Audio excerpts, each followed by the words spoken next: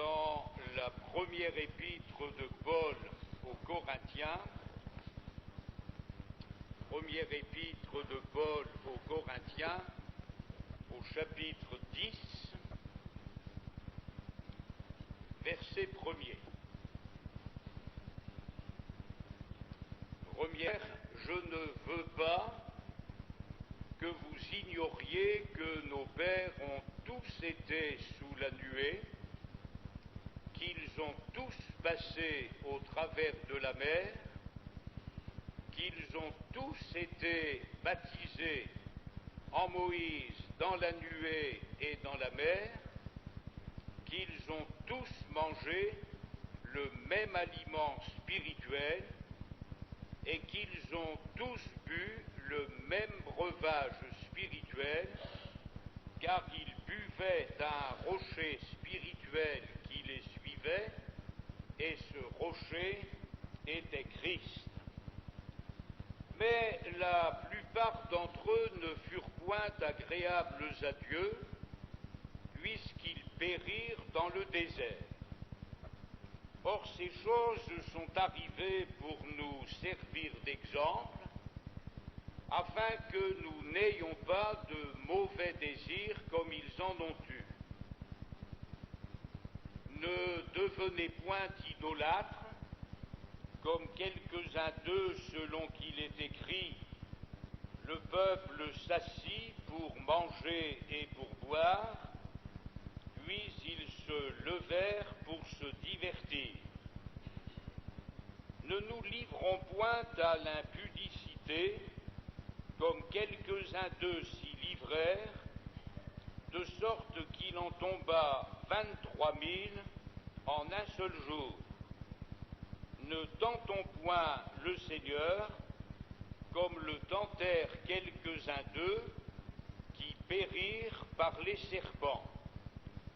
Ne murmurez point, comme murmurèrent quelques-uns d'eux, qui périrent par l'exterminateur.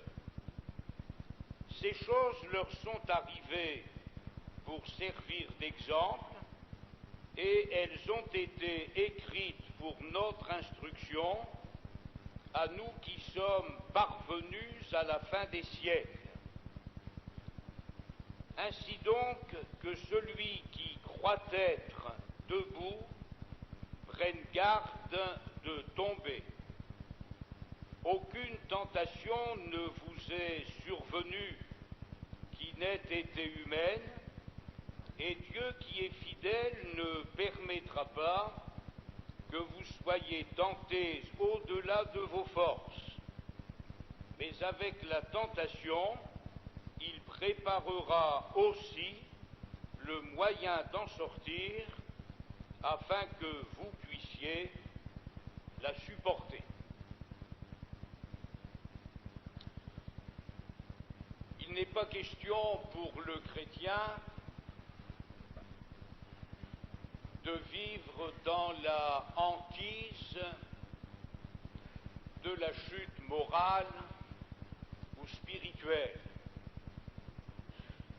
Notre vie doit être une vie par la foi, une vie dans la foi.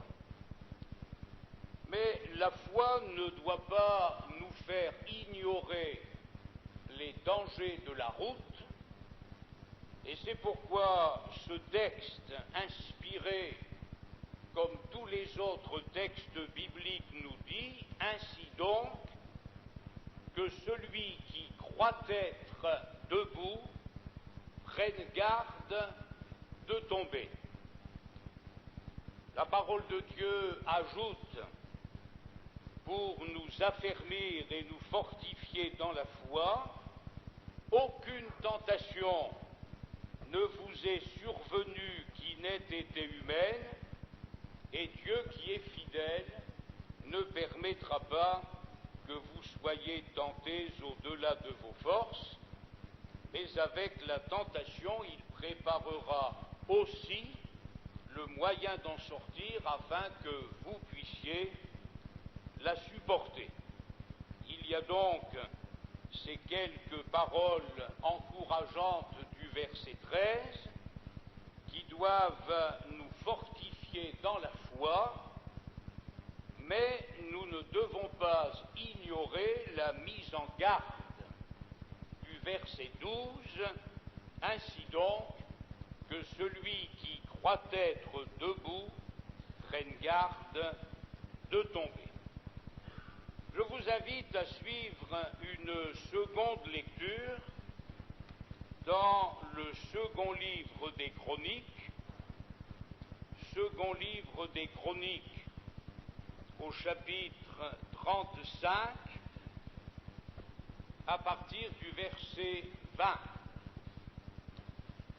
Second livre des Chroniques, chapitre 35, verset 20.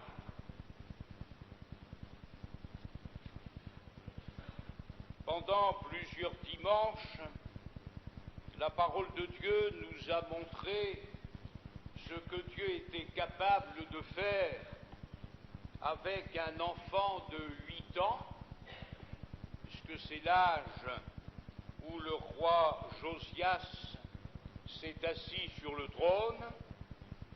La parole de Dieu nous a montré ce que Dieu est capable de faire avec un adolescent de 16 ans, et nous avons vu que c'est à l'âge de 26 ans que Josias a célébré une Pâque comme le peuple n'en avait pas connu depuis les jours de Samuel.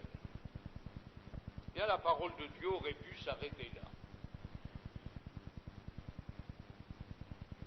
Et comme la parole de Dieu est la vérité, elle nous dit tout ce que nous avons besoin de savoir. 2 Chroniques, chapitre 35, verset 20, après tout cela, après que Josias eut réparé la maison de l'Éternel, Nécho, roi d'Égypte, monta pour combattre à Carchemish sur l'Euphrate. Josias marcha à sa rencontre. Et Nécho lui envoya des messagers pour dire: Qu'y a-t-il entre moi et toi, roi de Juda? Ce n'est pas contre toi que je viens aujourd'hui, c'est contre une maison avec laquelle je suis en guerre. Et Dieu m'a dit de me hâter. Ne t'oppose pas à Dieu qui est avec moi, de peur qu'il ne te détruise. Mais Josias ne se détourna point de lui, et il se déguisa pour l'attaquer, sans écouter les paroles de Nécho qui venaient de la bouche de Dieu. Il s'avança pour combattre dans la vallée de Megiddo. Les archers tirèrent sur le roi Josias, et le roi dit à ses serviteurs: Emportez-moi, car je suis gravement blessé. Ses serviteurs l'emportèrent du char, le mirent dans un second char qui était à lui, et l'amenèrent à Jérusalem. Il mourut et fut enterré dans le sépulcre de ses pères. Tout Juda et Jérusalem pleurèrent Josias. Jérémie fit une complainte sur Josias. Tous les chanteurs et toutes les chanteuses ont parlé de Josias dans leurs complaintes jusqu'à ce jour, et en ont établi la coutume en Israël. Ces chants sont écrits dans les complaintes. Le reste des actions de Josias et ses œuvres de piété, telles que les prescrit la loi de l'Éternel, ses premières et ses dernières actions, cela est écrit dans le livre des rois d'Israël et de Juda.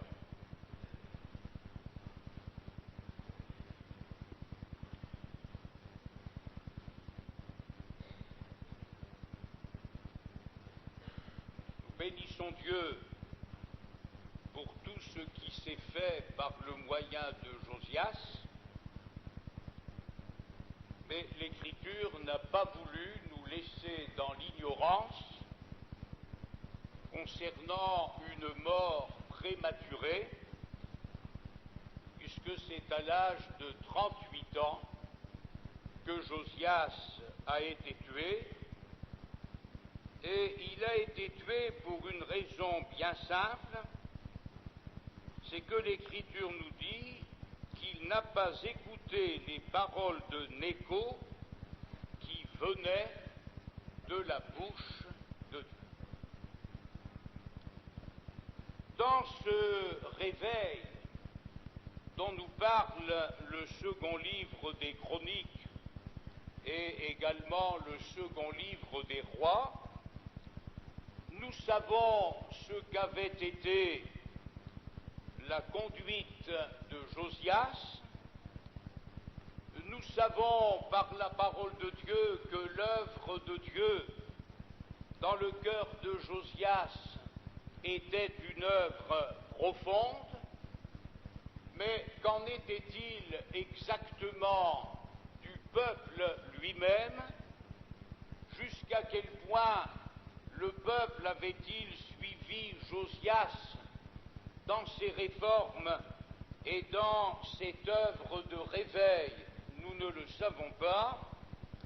Toujours en est-il que les paroles de Dieu prononcées contre le peuple d'Israël et contre le peuple de Juda ont été maintenues malgré ce que Josias avait pu faire de bon, et ces paroles prononcées par les prophètes contre Israël et Juda devaient s'accomplir, puisque Jérémie lui-même a parlé dans son livre d'une captivité de 70 ans, 70 ans, captivité que le peuple connaîtrait à cause de ses péchés.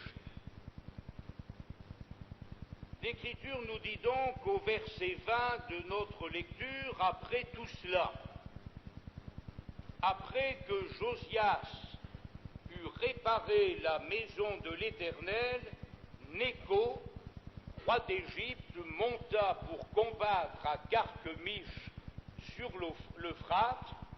Josias marcha à sa rencontre.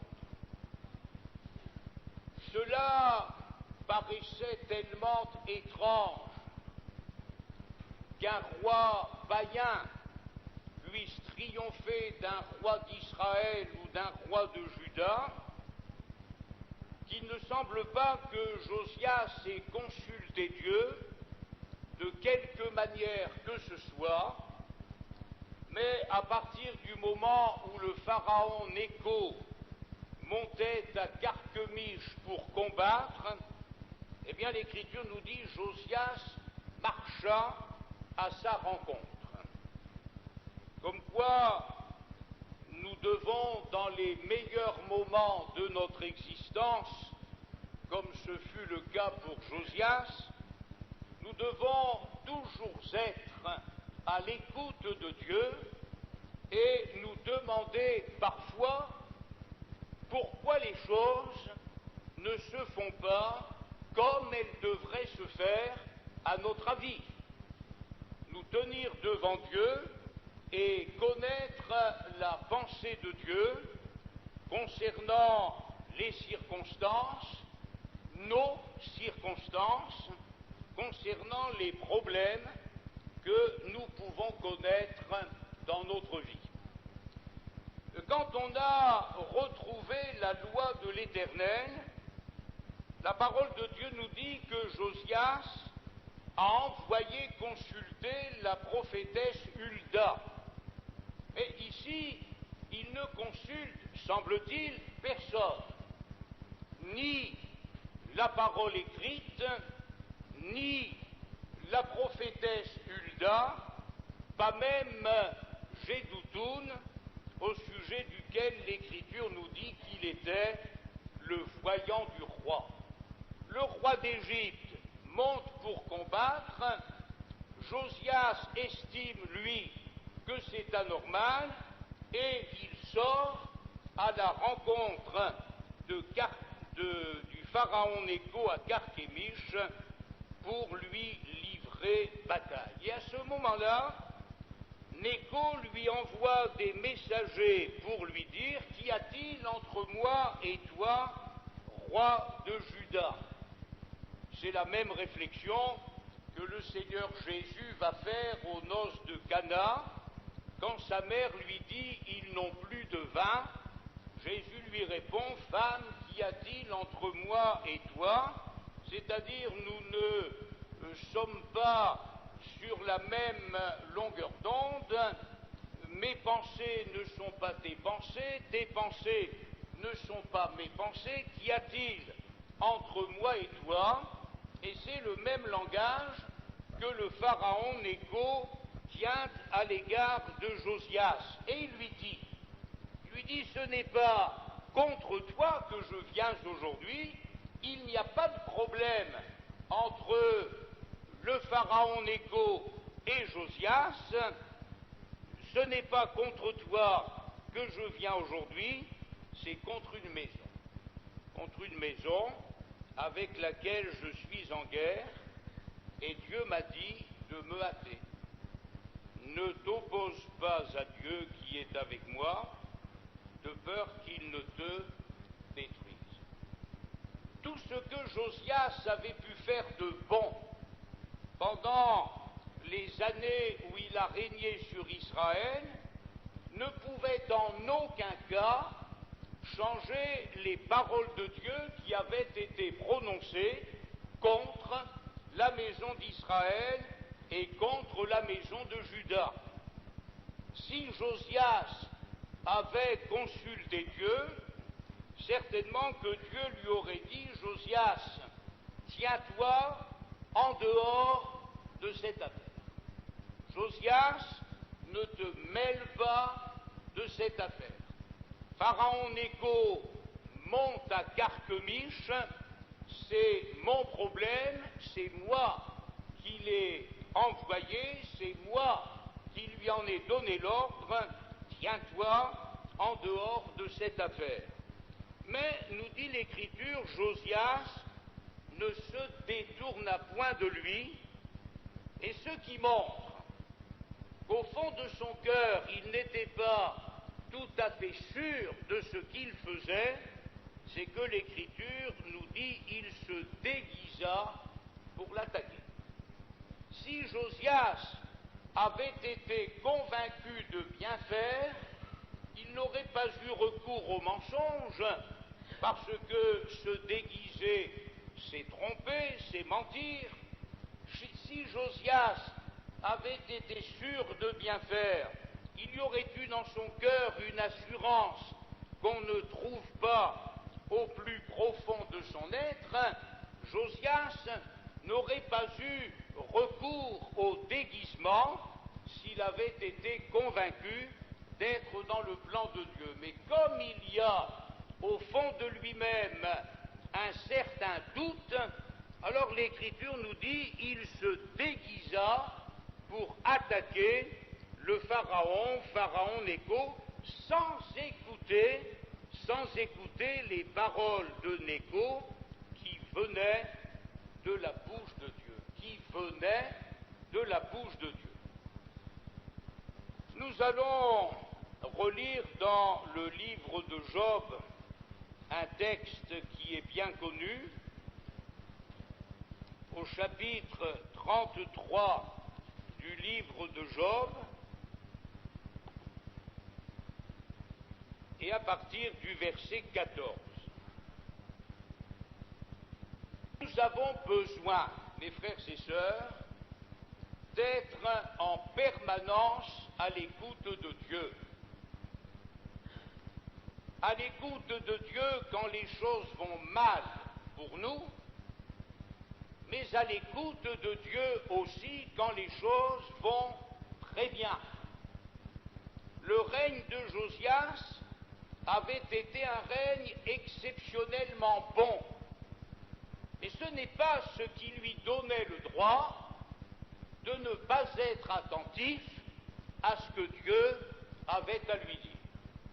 Alors nous pouvons fermer nos oreilles à la parole de Dieu quand les choses vont mal pour nous, mais nous pouvons tout autant fermer nos oreilles à la parole de Dieu quand les choses vont très bien.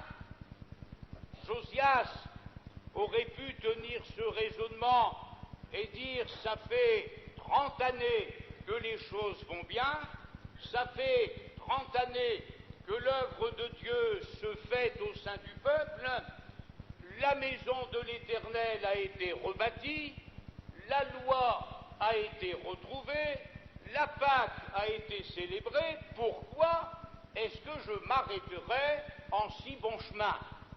Et quoi qu'on lui dise, quoi qu'il entende, l'Écriture dit Josias n'écouta pas.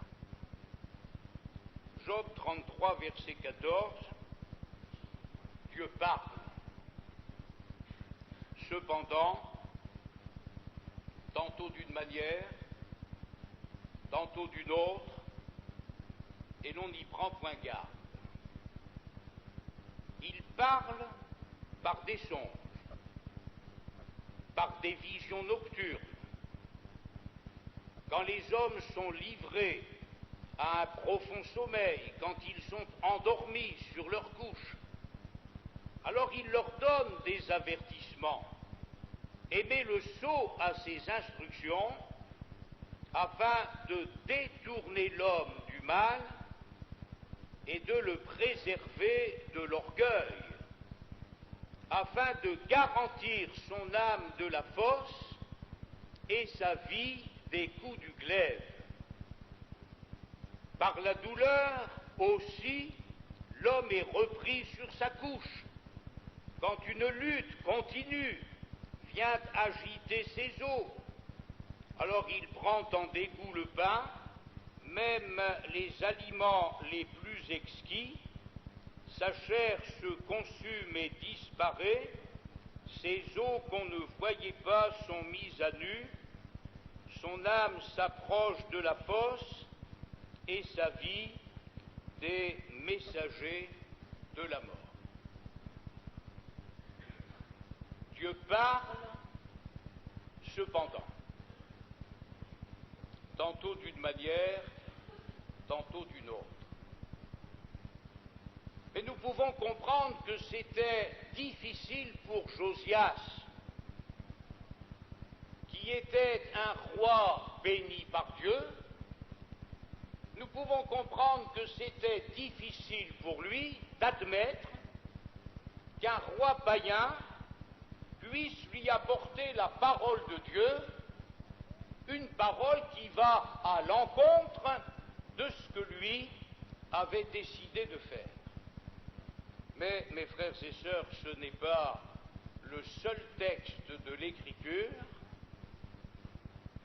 Dieu parle, tantôt d'une manière, tantôt d'une autre, et l'on n'y prend point garde.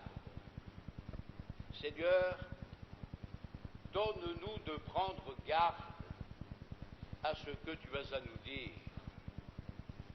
Garde-nous de nous endurcir follement et de penser, parce que nous avons été bénis par toi depuis quelques années, de penser que nous pouvons tout nous permettre. Donne-nous, Seigneur, d'être attentifs à ta parole. Dans l'Évangile selon Jean,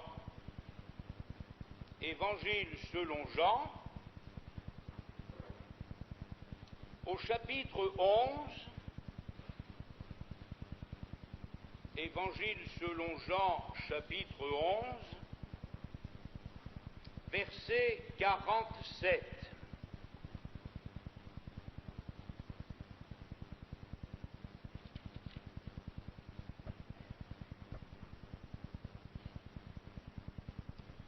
Nous savons très bien que les principaux sacrificateurs, les pharisiens, poursuivaient Jésus de leur envie, de leur jalousie, de leur haine. Nous savons très bien quels étaient les sentiments de ces hommes-là à l'égard de Jésus. Et pourtant, alors les principaux sacrificateurs et les pharisiens assemblèrent le Sanhédrin et dirent : « Que ferons-nous ? Car cet homme fait beaucoup de miracles. Si nous le laissons faire, tous croiront en lui, et les Romains viendront détruire et notre ville et notre nation. » L'un d'eux, Caïphe, qui était souverain sacrificateur cette année-là, leur dit : « Vous n'y entendez rien. Vous ne réfléchissez pas qu'il est de votre intérêt qu'un seul homme meure pour le peuple et que la nation entière ne périsse pas. » Or, il ne dit pas cela de lui-même, mais étant souverain sacrificateur cette année-là, il prophétisa que Jésus devait mourir pour la nation. Nous savons très bien qu'il y a la doctrine biblique et nous voulons nous y attacher, nous voulons rester attachés à l'enseignement de la parole de Dieu. C'est la repentance, la foi, le baptême d'eau, le baptême dans le Saint-Esprit, et puis les dons spirituels. Ça, c'est la doctrine. C'est la doctrine biblique, c'est l'enseignement que la parole de Dieu nous donne concernant l'exercice des dons spirituels. Mais qu'un ennemi de Jésus prophétise, ça c'est autre chose. Parce que notons bien que l'Écriture aurait pu se limiter à ce que Caïphe a dit ce jour-là, du bon sens, du raisonnement, de la logique, et l'Écriture va très loin en nous disant de cet homme, ennemi de Jésus, qu'étant souverain sacrificateur cette année-là, il prophétisa que Jésus devait mourir pour la nation. Dieu parle, tantôt d'une manière, tantôt d'une autre.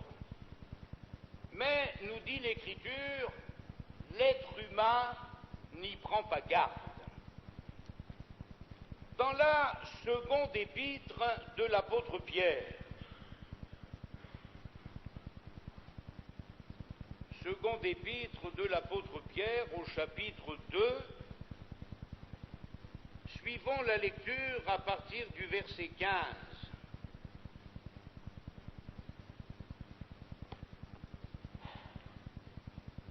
Seconde épître de Pierre, chapitre 2, verset 15.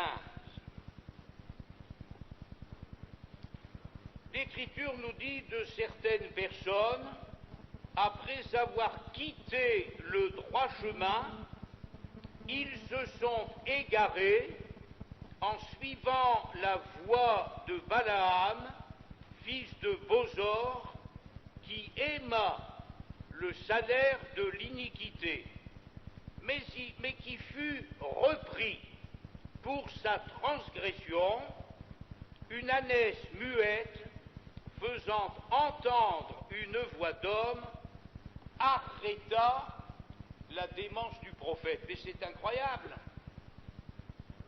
que des ânes puissent être plus intelligents que certains prophètes. l'Écriture nous dit, il fut repris pour sa transgression, une ânesse muette, faisant entendre une voix d'homme, arrêta la démence du prophète. Ça vaut la peine de lire dans le livre des Nombres comment les choses se sont passées. Livre des Nombres, chapitre 22 et verset 22. Livre des Nombres, chapitre 22, verset 22.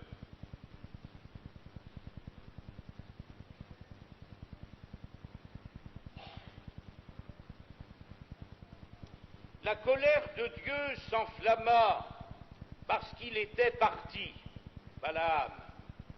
Et un ange de l'Éternel se plaça sur le chemin pour lui résister.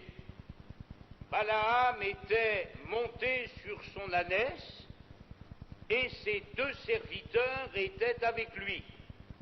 L'ânesse vit l'ange de l'Éternel qui se tenait sur le chemin, son épée nue dans la main. Elle se détourna du chemin et alla dans les champs. Balaam frappa l'ânesse pour la ramener dans le chemin. L'ange de l'Éternel se plaça dans un sentier entre les vignes. Il y avait un mur de chaque côté. L'ânesse vit l'ange de l'Éternel. Elle se serra contre le mur et pressa le pied de Balaam contre le mur. Balaam la frappa de nouveau. L'ange de l'Éternel passa plus loin et se plaça dans un lieu où il n'y avait point d'espace pour se détourner à droite ou à gauche. L'ânesse vit l'ange de l'Éternel et elle s'abattit sous Balaam. La colère de Balaam s'enflamma et il frappa l'ânesse avec un bâton. L'Éternel ouvrit la bouche de l'ânesse et elle dit à Balaam, que t'ai-je fait pour que tu m'aies frappé déjà 3 fois? Balaam répondit à l'ânesse, c'est parce que tu t'es moqué de moi. Si j'avais une épée dans la main, je te tuerais à l'instant. L'ânesse dit à Balaam, ne suis-je pas ton ânesse que tu as de tout temps monté jusqu'à ce jour? Ai-je l'habitude de te faire ainsi? Et il répondit non.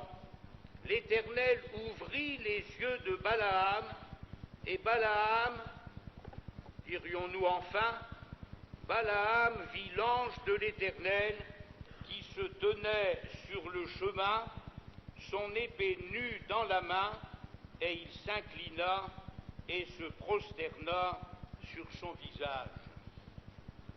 En fait, ce qui s'est produit avec l'ânesse, c'est ce que Balaam n'avait pas voulu entendre de la bouche de Dieu. Dieu le lui avait dit, on ne peut plus clairement, qu'il n'avait pas à aller avec Balak pour maudire le peuple d'Israël. Donc Balaam savait quelle était la volonté de Dieu, il savait ce qu'il devait faire ou ne pas faire, et il a fallu que Dieu en arrive à ce qu'une ânesse lui presse le pied contre le mur, et qu'enfin il a fallu que Dieu ouvre la bouche de l'ânesse pour arrêter la démence du prophète. Dieu parle, tantôt d'une manière, tantôt d'une autre. Il est évident que nous n'allons pas écouter tous les caïfs de cette terre. Il est évident que nous n'allons pas écouter toutes les ânesses de ce monde. Mais quand les caïfs et les ânesses et les pharaons Nécho disent les mêmes choses que ce que Dieu a dit, alors nous ferions bien d'écouter la parole de Dieu, même si la source nous paraît étrange. Dans le livre d'Esdras, livre d'Esdras au chapitre 1er, verset 1er.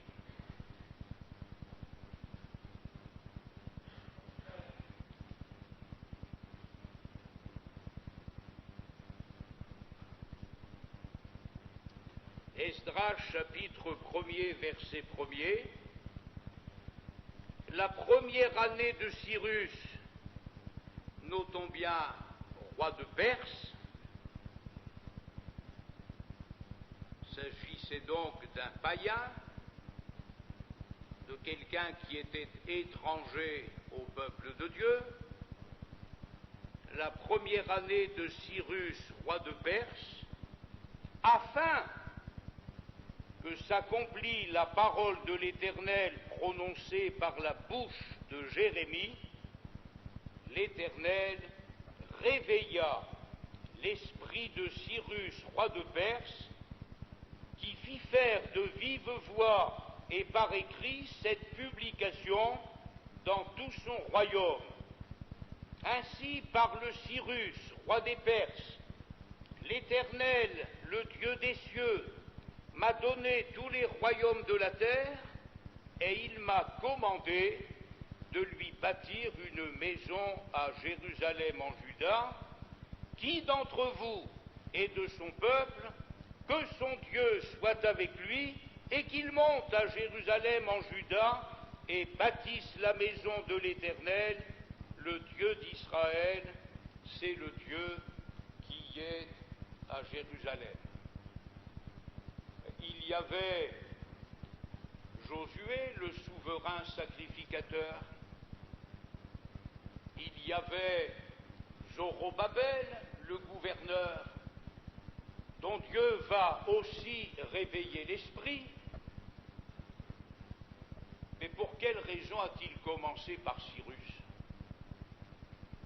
Pour quelle raison a-t-il commencé par un roi païen? Notre logique à nous, c'était de dire, mais si Dieu veut que j'aille à Jérusalem, qu'il me le dise par Josué. Si Dieu veut que j'aille bâtir sa maison à Jérusalem, qu'il me le dise par Zorobabel le gouverneur. Mais voilà que Dieu va choisir un autre chemin, aussi étrange que l'ânesse de Balaam. Il va réveiller l'esprit d'un roi païen pour amener ce roi païen à faire ce qui est écrit dans sa parole.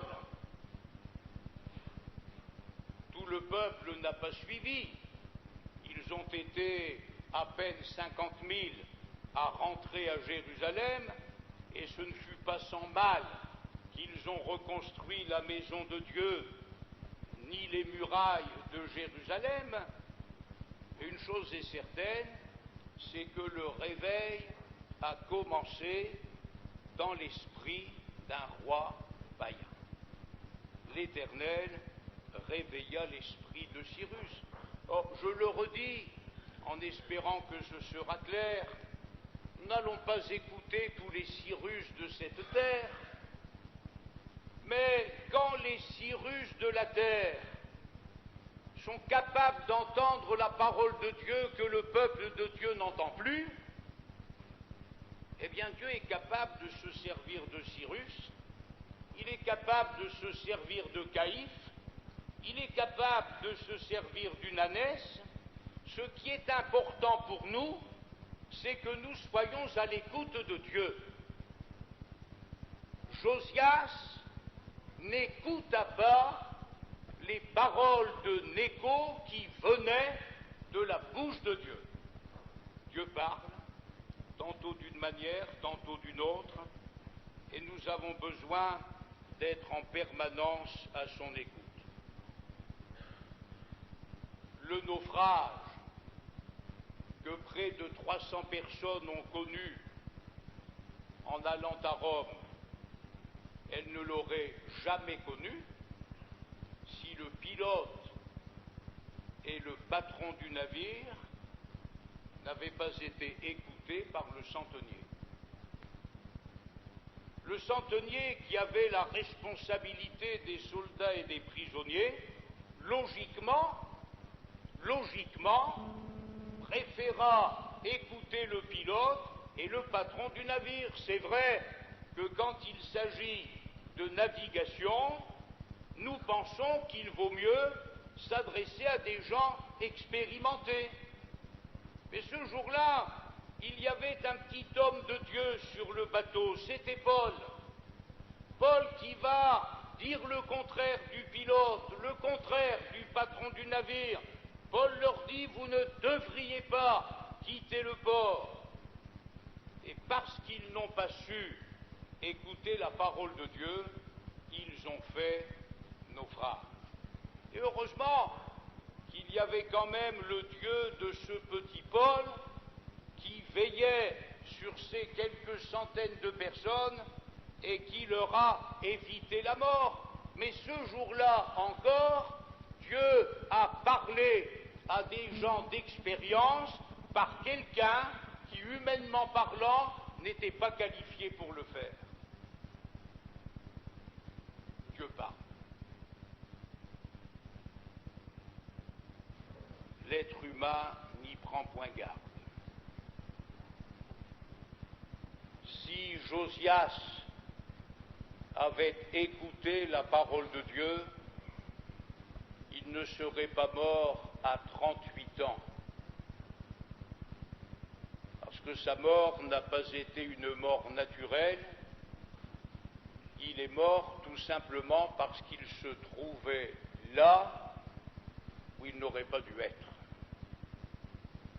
Si Josias avait consulté Dieu, il ne serait jamais allé combattre Nécho à Carchemish, de telle sorte que nous pouvons regretter que cet homme qui a fait tant de bien pendant sa vie, depuis son enfance, soit mort dans de telles conditions. Ces choses leur sont arrivées, nous dit l'Écriture, pour nous servir d'exemple. Que nous n'ayons pas de mauvais désirs comme ils en ont eu, et que nous apprenions à dire au Seigneur, apprends-moi à entendre ta voix, à écouter ta voix. Apprends-moi, Seigneur, à ne pas m'endurcir malgré toute logique humaine, mais à savoir reconnaître ce que tu as à me dire, parce que c'est vrai, tu parles, tantôt d'une manière, tantôt d'une autre. Aide-moi, Seigneur, à y prendre garde. Que nous ne commettions pas l'erreur que Josias a commise, mais qu'au contraire nous restions jusqu'à la fin dans les bonnes mains du Seigneur. Et l'Écriture nous montre que la mort de Josias a été quelque chose de douloureux pour le peuple. Jérémie a composé une complainte. Les chanteurs et les chanteuses ont chanté cette complainte. On a pleuré sur Josias. On a regretté la fin tragique de Josias, alors que le Seigneur nous donne d'être à l'écoute de sa voix, puisque l'Écriture dit que celui qui est debout prenne garde de tomber.